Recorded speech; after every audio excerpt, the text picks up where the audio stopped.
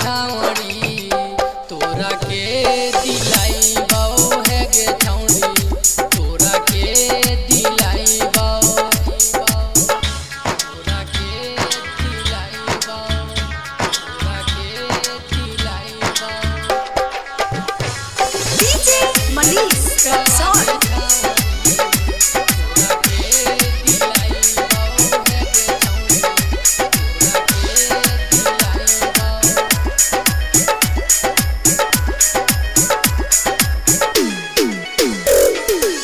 ऊपर हौगे छावरी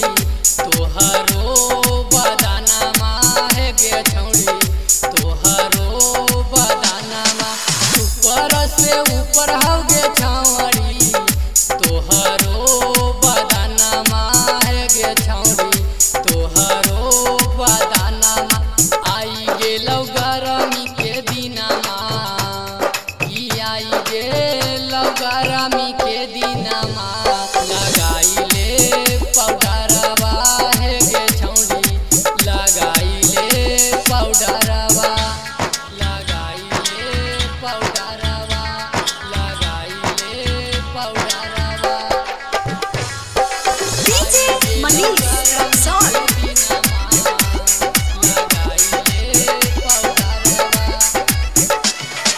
सोलह के जवानिया गे छौरी कोमल हाओ बदानमा है गे छौड़ी कोमल हाओ बदानमा 16 के जवानिया गे छौरी